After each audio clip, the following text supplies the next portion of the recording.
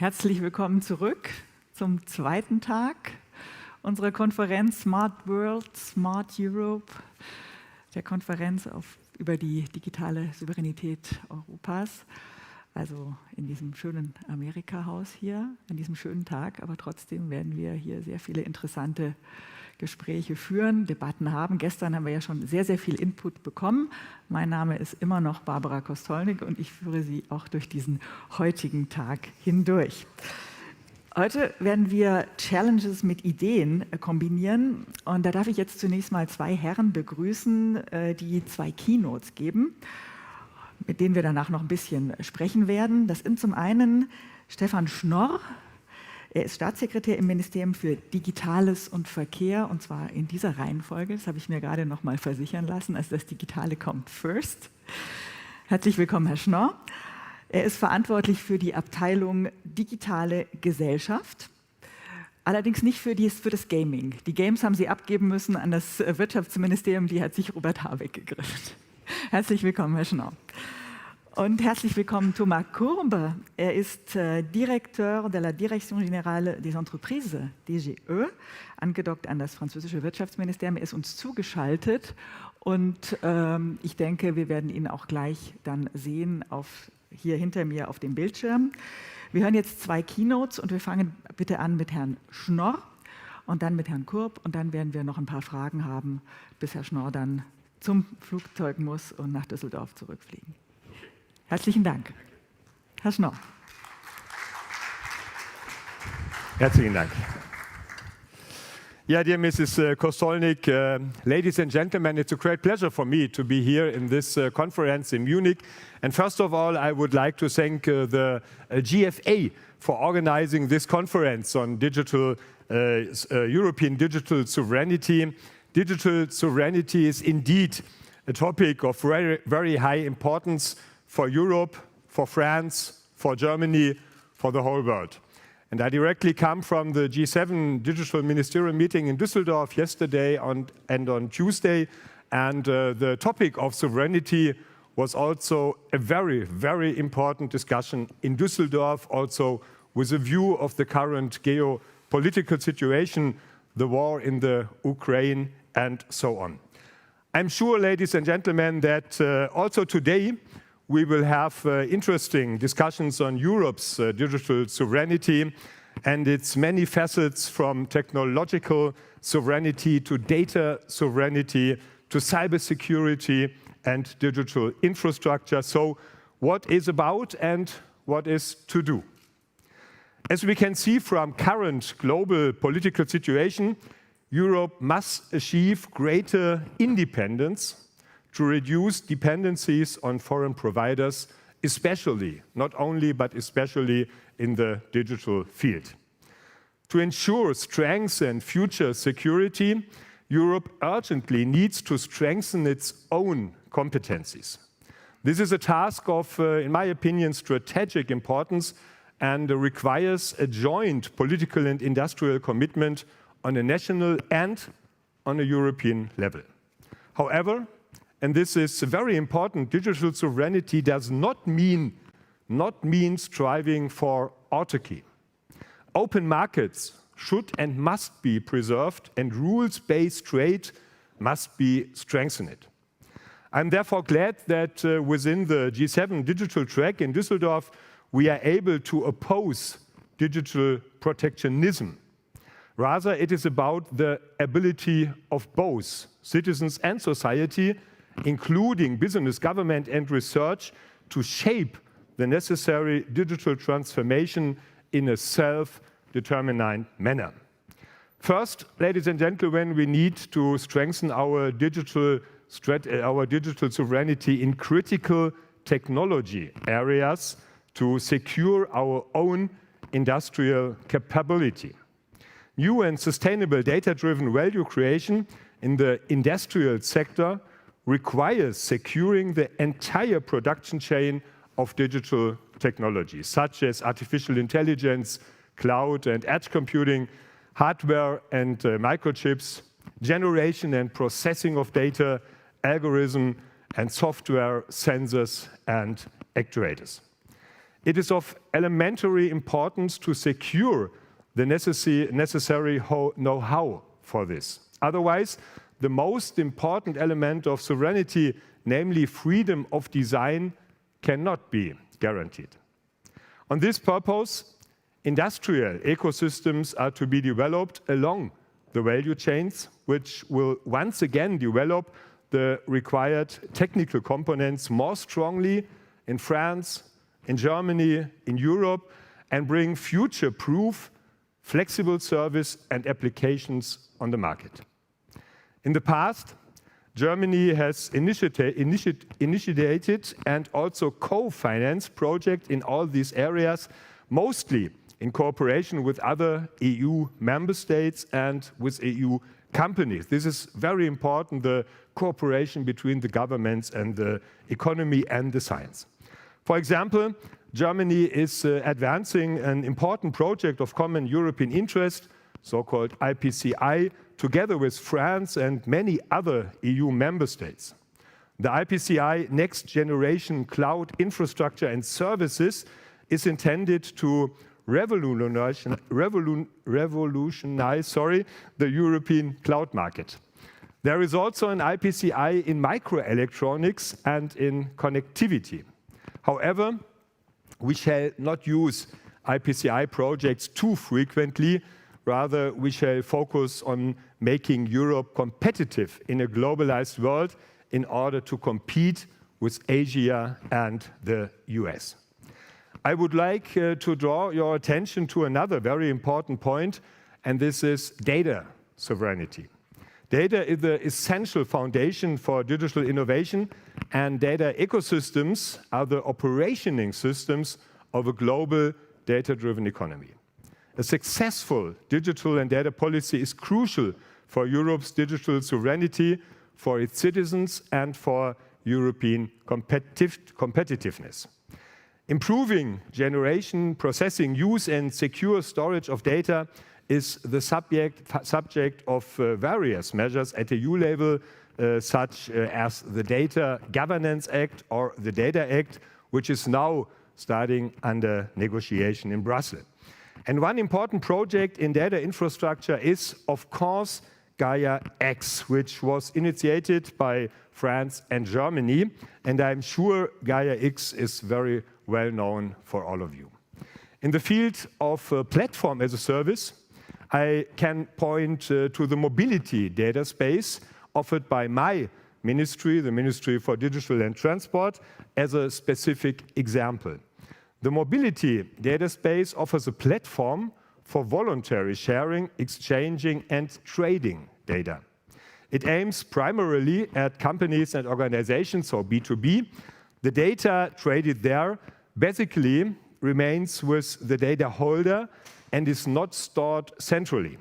Instead, the data space functions as a data catalog in which the data can be registered, categorized, and cataloged. Companies, administrations, research institutions, and organizations may use these data space. 15 innovation applications are already in operation, such as real-time hazard warnings through connected vehicles, AI-based optimization of mobility offers, weather-dependent recommendations, or AI-based traffic forecast and support for e-mobility. The mobility data space is to be part of the European data spaces and is one of the first Gaia X implementation in real operation.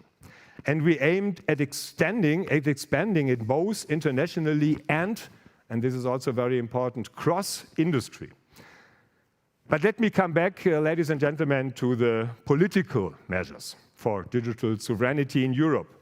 As early as in the beginning of 2021, the European Council, so the EU member states, asked Commission President von der Leyen for an ambitious digital agenda focusing on strengthening Europe's digital sovereignty. And currently, a whole series of different legal measures are up for negotiations on EU level, which are also intended to strengthen EU's digital sovereignty. These include, for example, the Digital Decade initiative, the European Data Act, the regulation for a European digital identity, the eIDAS regulation, or the so-called NIS2 directive to strengthen cybersecurity, just to name a few. The Digital Decade Program is a proposal by the Commission for the definition and implementation of the EU digital targets by 2030 and aims to accelerate the digital transformation of the EU and again strengthen digital sovereignty of Europe. The proposal specifies concrete policy objectives and targets, strengthens multi-country projects, and aims to establish a system to monitor the achievements for the digital targets on EU level and the contribution by the member states.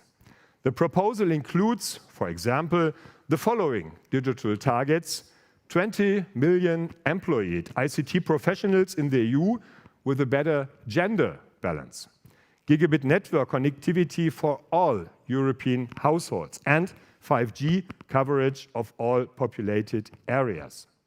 Production of advanced and sustainable semiconductors in Europe to be at least 20% of the world production by 2030.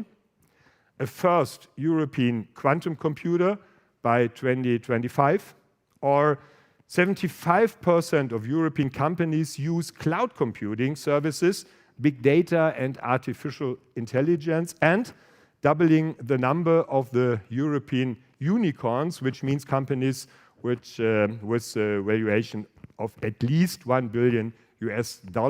Last year in Europe, we had 122 of these companies, and we want to doubling the number. The Commission's initiative on the Digital Decade provides a good and valuable basis to the much-needed discussion on digital transformation and digital sovereignty in the European Union. And currently, the French presidency ambitiously takes forward the negotiations in Brussels. Thank you very much also to Thomas Courbe and the French government for this engagement during the presidency. The EU's digital sovereignty was already a priority of the German EU Council presidency in 2020, including the launch of the Digital Europe program. With this European funding program, the European Union will provide nearly 7.6 billion euro over the period up to 2027 for the development and expansion of digital capacities and their use in key areas of digital technologies like high-performance computing, AI, cybersecurity, digital skills, digital capacities, and interoperability. The Digital Euro program was launched in November 2021, and the first calls for funding applications were published. The program will make, in my opinion, an important contribution to strengthening our sovereignty in Europe. Another important EU funding program is the CEF Digital, the Connecting Europe Facility Digital.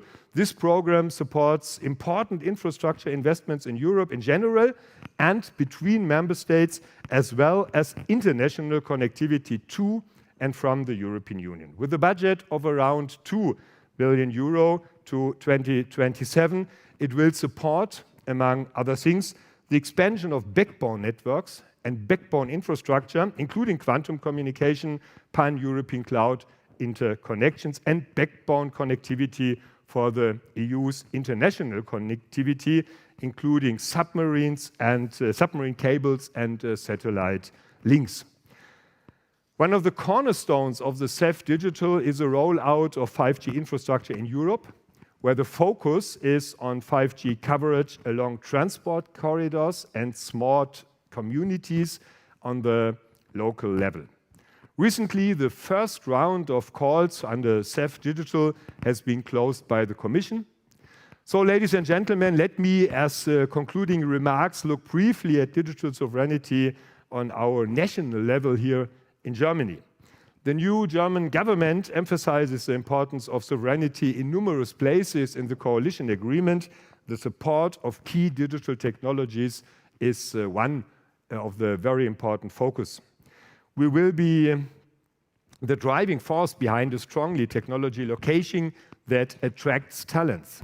We are measurable strengthening and prioritizing investments in artificial intelligence, in quantum technology, cybersecurity, in distributed ledger technology, robotics, and other future technologies. And we want to actively help shaping digital sovereignty through, for example, the right to interoperability and portability, as well as the reliance on open standards, open source, and European ecosystems. With European partner countries like France, we strengthen strategic technology fields through IPCIs, and we promote the cooperation of strong European research locations, especially in AI, and enable institutional freedom. The mentioned EU funding programs also contribute to several objectives in the coalition agreement of our new government. For example, transnational projects closing network gaps or a European digital infrastructure, what we regard as highly important for our competitiveness and sovereignty again.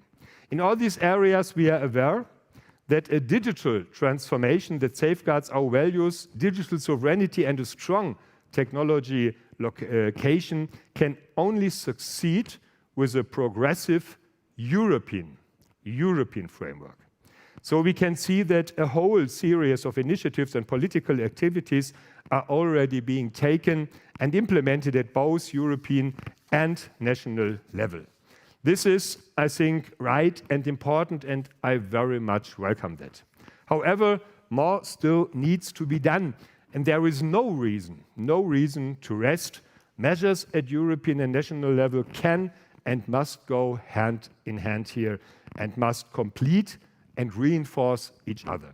In this sense, ladies and gentlemen, I look forward for the fruitful discussion. I wish you all a very good second day of your conference, and we see us later in the podium discussion. Thank you very much, and good luck for you. Thank you.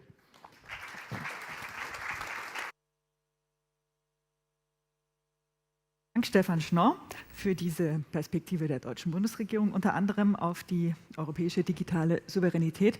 Und jetzt freuen wir uns auf die französische Perspektive von Thomas Courbe, der uns hoffentlich zugeschaltet ist.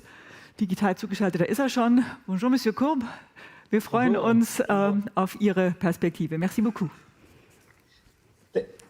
Thank you very much. Hello, everyone. I'm very glad to be here with you this morning, to be with Stefan, even if in the distance. And my first point would be to see that we have a lot in common with what Stefan just mentioned. And I hope you will see in my introductory remarks how aligned Germany and France are on such an important issue as digital sovereignty.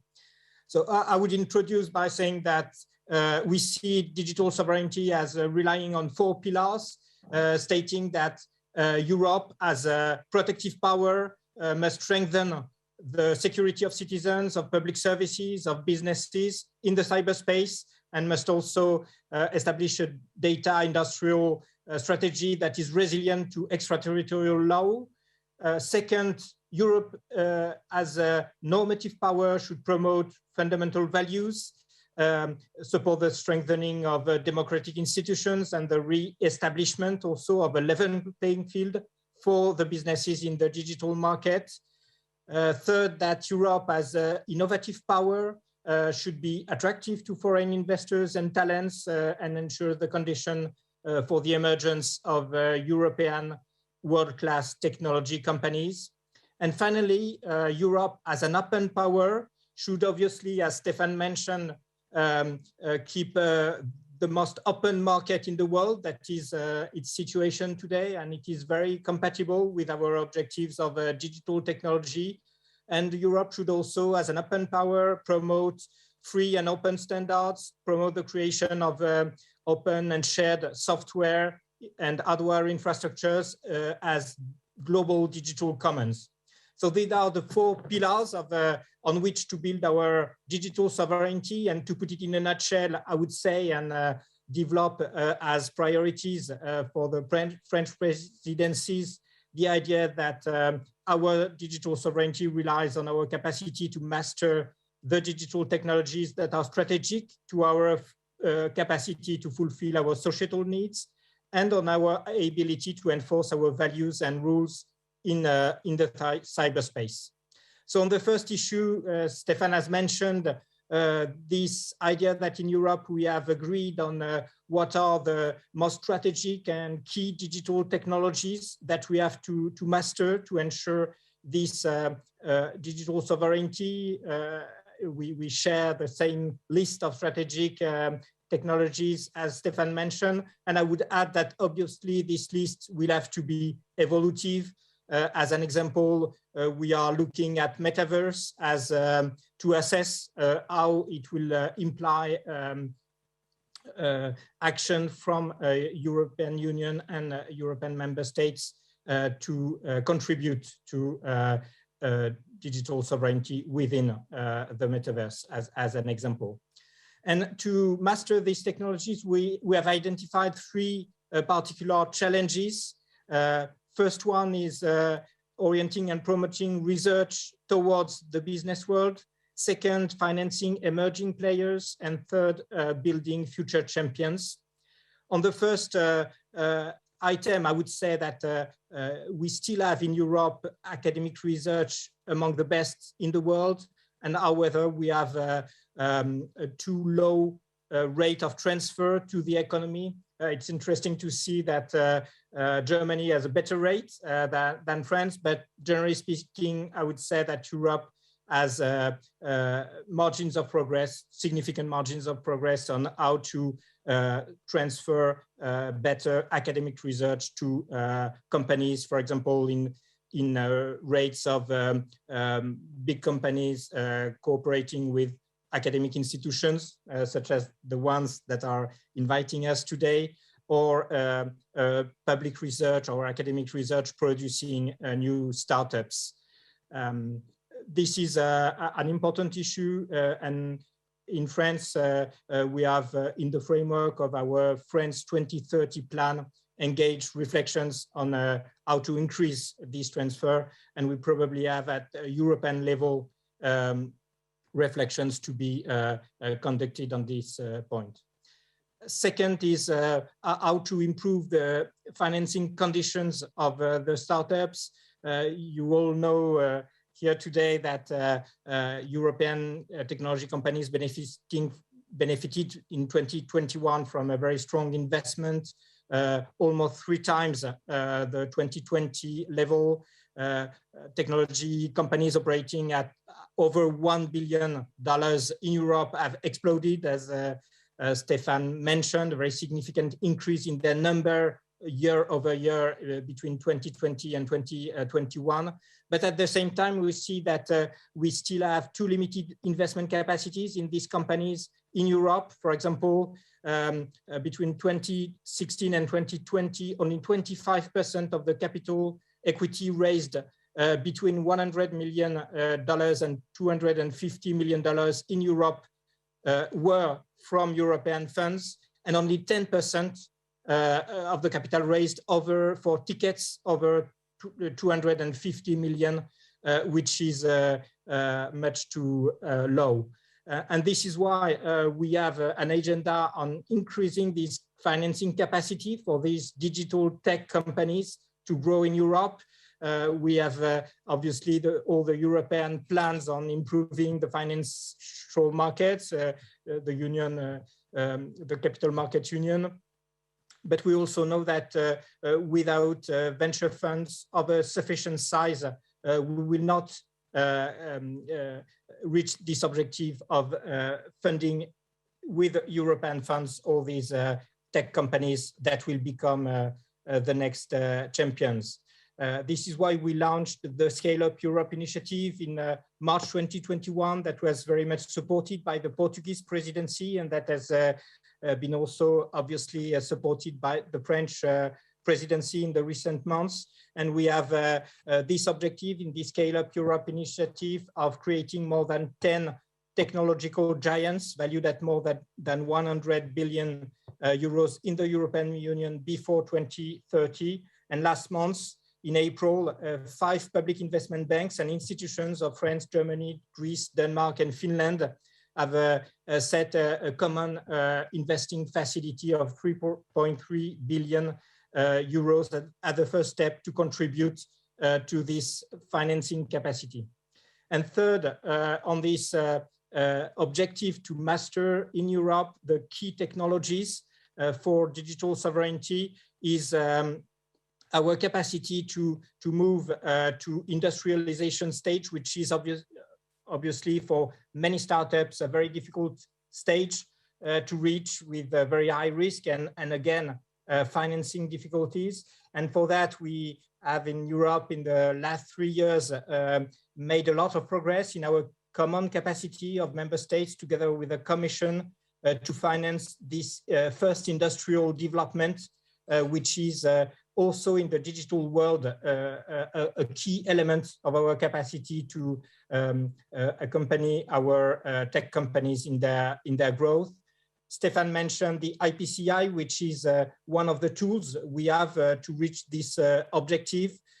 In France, we have some first step in these key technologies with the cyber campus that was inaugurated a few months ago, 5G experimentation platforms all over the country, or the quantum computing platform that has been established, and the 2 IPCIs in particular on cloud and on electronics and connectivity will allow us at the European scale, but also in all the participating member states, to develop new factories of production of semiconductors, develop sovereign and secure connectivity networks, develop high performance and interoperable European cloud offers. And in this field, we see that in March, the informal European summit in Versailles agreed, the heads of state agreed during this summit for action, concrete action in this field of digital technologies, agreed to set very concrete targets for the digital industry to embody this objective of mastering the key technologies for the digital world. And then second part of this goal to reach European sovereignty is regulation. And we have tried in the French presidency to have the most possible comprehensive regulation agenda, obviously gatekeepers, but also cybersecurity, AI, data regulation. First, at the issue of regulation of gatekeepers, the most structuring platforms was a very important objective for at least 2 years since the initiative from the Commission to set DSA and DMA text proposal. It was one of the most important priority for the French presidency, and the trilogues between the Council and the Parliament and the Commission held in March and April have allowed us collectively to reach an agreement that I would dare to say is historic for Europe. We will now have the implementation of these 2 agreements, DSA and DMA, both at European level, but also at national level with, for example, for DSA, putting in place national coordinators for digital services that will ensure compliance of platforms with the DSA, but also adapt certain national legislations to the DSA. And I think Stefan would confirm that it was an important point for Germany. DMA will empower the national competition authorities to initiate, for example, DMA investigations. So there will be, now that we have reached this agreement, an important implementation phase, both at a European and national level. And we have tried during this presidency to try to enlarge this reflection on regulation in the informal Telecom Council in Nevers in March. We have obviously put an emphasis considering the international context on resilience of the digital ecosystem, but also the necessity to put in the agenda, in the European agenda, the synergies between digital and ecological transition. And we hope it can be an issue of progress for Europe in the next months. Second area of regulation is cybersecurity, and we all know how cybersecurity is a major issue for our sovereignty, for, as I mentioned, just Europe's capacity to protect its citizens, in its companies, its public institutions in the cyberspace. The negotiation of NICE 2 mentioned by Stefan will, in our view, allow to increase very strongly the cybersecurity of the Union and the member states.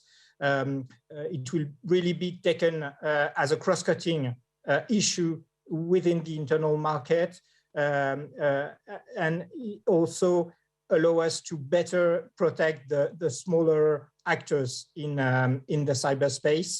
The trilogue discussions are progressing quite fast, and we hope to have a possible adoption or adoption step during our presidency. The Cyber Resilience Act will also be an important step, as it will provide provisions aiming at creating cybersecurity standards for digital tools.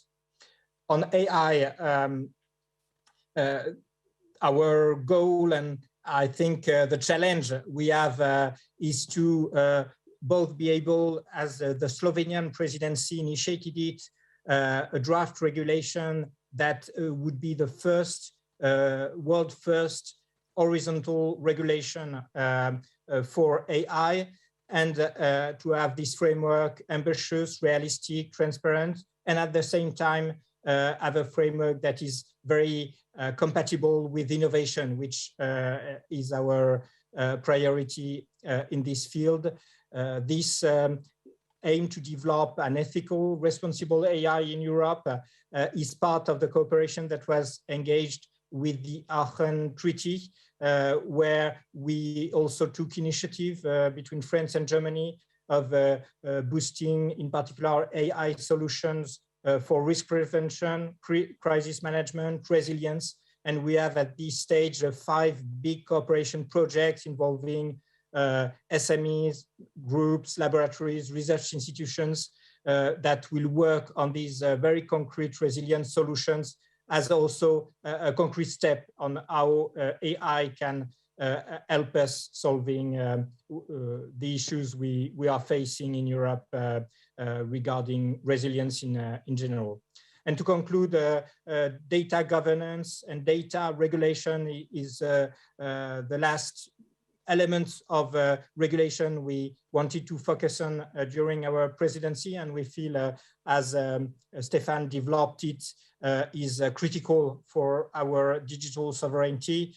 Just to say, in addition to what Stefan mentioned, that we have important step with the Data Governance Act negotiations that have progressed a lot, that will allow really the implementation of the digital single market with exchange of data under conditions of trust will be possible. And we will begin the negotiations of the Data Act, which will better protect and enhance the value of European companies' data to really create an open but sovereign European data market.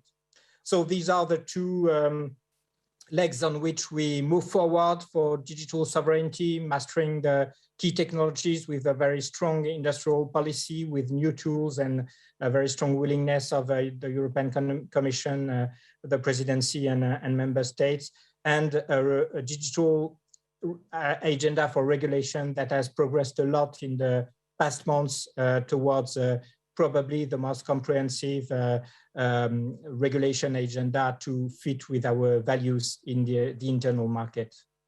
Thank you.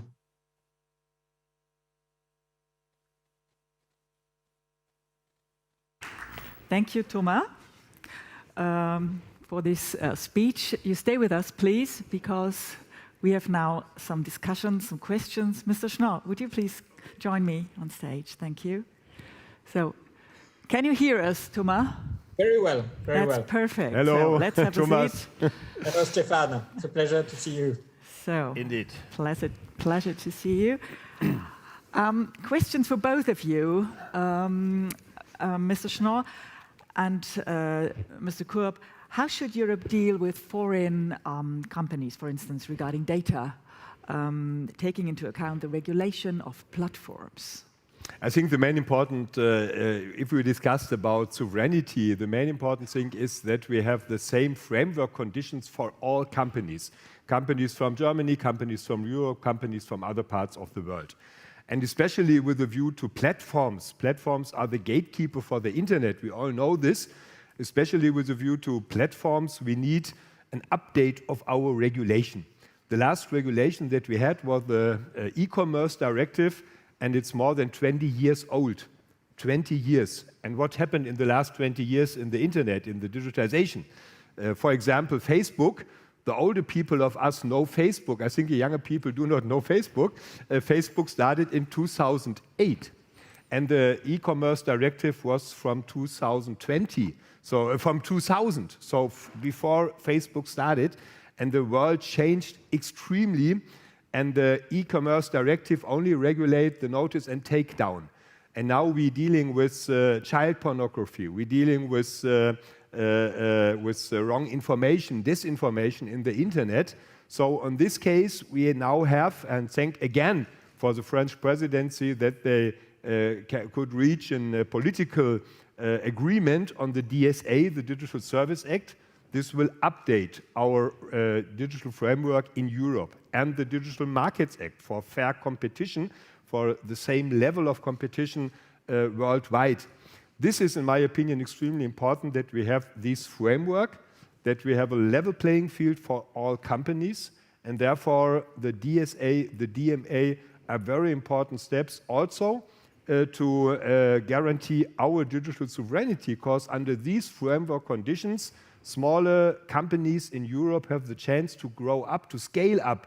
And this is important so that they also can offer very good services in the internet. Thomas, your point, please.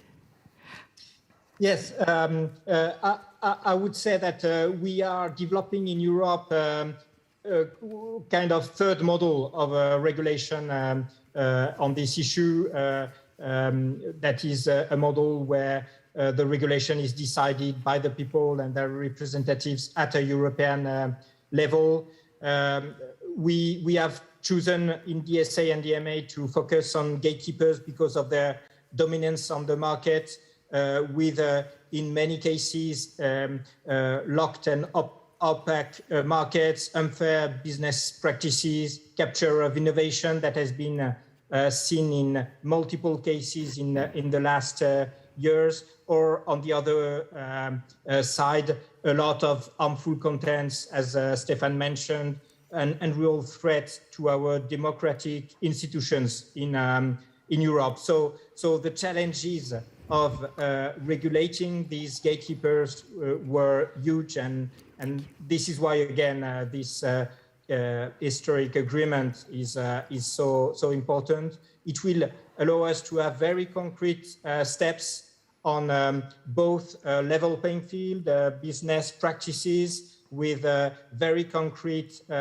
business practices that will be forbidden, such as self-preferencing, such as the obligation to offer free interoperability on operating system, for example, the obligation to apply fair, reasonable, non-discriminatory access conditions to application shops or search engines or social networks. These will be, in these regulations, very concrete rules that will allow these markets to better, the internal digital market to better function, innovation to emerge in much better conditions, and probably we hope for European innovative companies to have more facilities in being on these markets. And on the other side, with DSA, we will have a much better control of content, information, that is either illegal or misleading.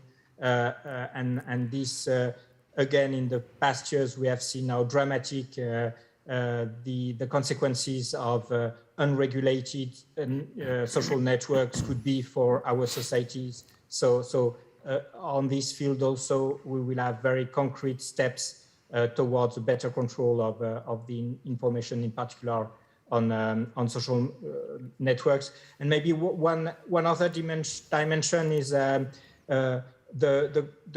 cloud data storage, cloud infrastructure. As we mentioned, the IPCI on cloud and Gaia-X and the data spaces. All these initiatives in Europe will also allow us to, more generally speaking, aside from gatekeepers issues, allow us to better control our strategic data and reduce our overall dependency on foreign providers for data valuation used by businesses and citizens. It is another side of the question that is also very important for us. As you mentioned, both cybersecurity, to what extent is cybersecurity part of European sovereignty, and what actions can be raised against aggressive cyber attacks by other states if they occurred? Yeah, I think digital technologies are indeed the basis for our development in the future. And therefore, we have to deal with the question of cybersecurity. It's extremely important. And we do so since a lot of years also within the European Union. Just to mention, for example, the cybersecurity strategy from 2020. We have the Commission planned the Cyber Resilience Act for autumn of this year. We have, as I mentioned before, the NIS2 directive for the critical infrastructures and a lot of other measures on European level. So this is the security, the basis, so that our digital technologies can work, that our internet can work, and it's more and more important because in the future all things are connected with the internet, the IoT, and therefore the cybersecurity is indeed more and more important so that our digital world can work. So on the one hand, we have to do our home work in Germany, our national level, but it's extremely important to do so on European level, as I mentioned, the initiatives by the European Commission, because we have to work together, and our cybersecurity authorities, like the BSI here in Germany, also has to work stronger together to inform each other, to have a task force, to have common groups, to recognize attacks from other parts of the world. This was a discussion under the French presidency during the digital ministerial meeting in Paris and in Nevers this year. And the digital ministers agreed that they want to strengthen the cooperation, for example, with ENISA, the European agency. So this is one very important thing. On the other hand, we are living in a new world. Since February 24, we are living in a world with a war in Europe. And we see that cyber attacks are the new weapons in the war. And therefore, it is extremely important to address the issue of cybersecurity also on international level. And therefore, we had a very strong agreement within the G7 in Düsseldorf 2 days ago, together with the Ukraine digital minister Mikhail Fedorov. He take part in this conference virtually from Kiev, because it's now extremely important that we as G7, as the leading economic nations in the world, cooperate together to recognize cyber attacks, to inform each other, to share best practices. So I think, and we have a lot of science here in the room. We have economy and science here in the room. I think it's extremely important also that on the universities you develop new strategies against cyber attacks, yeah? And because this is indeed the basic also for our sovereignty. Thomas, what other actions do you have in mind? I think I will not come back on the importance of dealing with cybersecurity. Stefan mentioned it very well. I think we have to have a very ambitious action plan at a European level to increase our cyber capabilities. And it is both to ensure that all businesses, institutions will be protected, but also that we are in capacity to be prepared for large-scale cyber attacks. For that, I see three actions that seems to be priorities. First one is to encourage in Europe the development of trusted cybersecurity service providers, which are necessary to succeed in this scale-up I mentioned, so that all actors in Europe can upgrade their protection. Second, we think member states have to finance cybersecurity upgrade programs for very specific critical operators. As you know, in France, during COVID, we have had a lot of cyber attacks on hospitals, and we have launched a specific program to upgrade the cyber protection of our hospitals, and it gives very good results in terms of attacks failures as we see them in recent weeks. And third, probably to enhance European emergency response capacities. And Stefan mentioned that we already have within NIS directive the computer security incident response team that allows us to collectively assess the threats, treat cross-border incidents, or coordinate the answers to some specific attacks. We have the Cyclone, the Cyber Crisis Agencies Liaison organization that is also very important and can be reinforced to address global attacks. And finally, this project of European SOC, European Security Operations Center, that can be another step towards a more global European response capacities, in particular for more global threats. One question for you, Mr. Schnorr. What are the limits of sovereignty in the globalized economy? Are there any limits? This is indeed a very difficult question. Limits for sovereignty. Let me say yes. The limit is where protectionism begins, because we do not want to have protectionism. We are living in a global world, and we are living very successful in a global world, and our welfare is the result of our global world. We have international production chains. We have international global value chains. So we don't want to change this. Our companies, our big companies in Germany, in Europe, but also a lot of our SMEs are global players. They need the international market, and this is also very good. And it makes no sense to produce the same things, if we talk about global value chains, to produce the same things in all parts of the world. But we see now that we are in some areas, we need more independencies, especially in the field of semiconductors. Therefore, we have the IPCI projects within Europe, because we need a lot of money to scale up such projects to produce chips in the future, also in Europe. We start now with the IPCI here in Germany, for example, with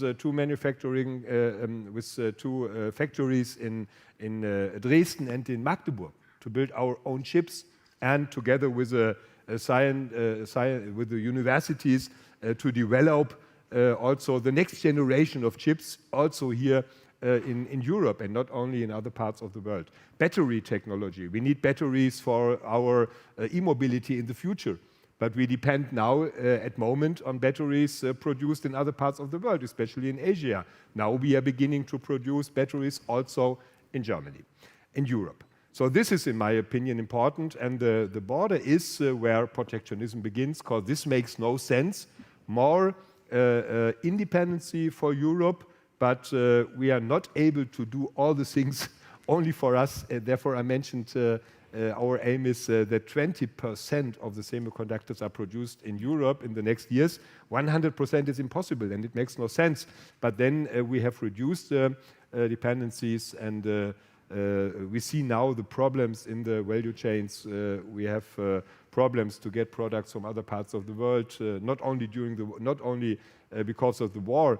We have Corona in China. China closed Shanghai, and we do not get the products from there. So we need more independency in the future. This is important, but no autarky, no protectionism. Thank you. And one last question to you, Thomas, if you don't mind. What is the role of disruptive innovation, and how is it fostered? Thank you. If you allow me, I would just like to emphasize how in agreement we are with what Stefan just mentioned on the limits of sovereignty. And again, I feel that because in the past, in many debates, these two ideas have been opposed, open market and strategic autonomy, and we can see how compatible they are and how necessary both are. And I think, again, that the Versailles summit showed that we can remain the most open economic power in the world, which is the case for EU, and increase our autonomy in some critical fields. So again, it's very important to see also the agreement between France and Germany on this concept and objective. On disruptive innovation, we see that we need this disruptive innovation which drastically changes the models of a sector, which will aim at the resolution of very complex problems, such as storage in DNA, such as construction of self-healing materials, or automation of the discovery of new molecules, for example. A lot of initiatives have been taken in the past years in Europe.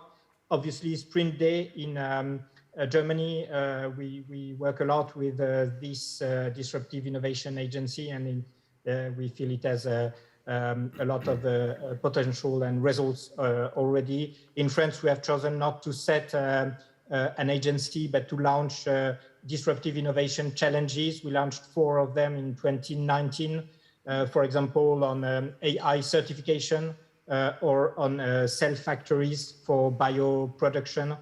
We see that the potential of disruptive innovation implies 2 elements. So first, that we have to continue to reinforce this approach, and in our France 2030 plan, we will add new financial support for disruptive innovation, and in particular, and I know that there are a lot of academic research institutes in the room, we will devote 1 billion euros specially focused on disruptive innovation and encouraging disruptive innovation within academic research institutions, which is a lot of money that will be embedded within the academic research institutions. And finally, we acknowledge the fact that this disruptive innovation requires brand new approaches. As we know, there will be a high rate of failure that we have to accept, which is not always easy for public funding. We will need a very large autonomy of the managers that will be in charge of this disruptive innovation project. And we will try in this France 2030 scheme to enforce these methods so as to bring these results. We also know that the results of disruptive innovation come with time, and that the time frame should be sufficiently long to allow for these very new kind of innovations. And finally, I would say that we probably still have to work at the European level. As you know, in the Sorbonne speech, the French president mentioned the idea of a European agency. We feel there are a lot of initiatives that could come to this result. A lot of work at European level still has to be done to reach at least a common European policy on the backbone of the EIC at European level, the European Innovation Council, which is a first step toward this disruptive innovation capacity at European level. So we have a way forward, but a lot of work and results to get on this field in the coming years. thank you very much for these insights in the German and the French government. Thank you, Thomas. Bonjour à Paris. Bonne journée. Bye bye. Thank you very much. Thank you. Thank you. Thank you, Mr. Bye. Schnorr.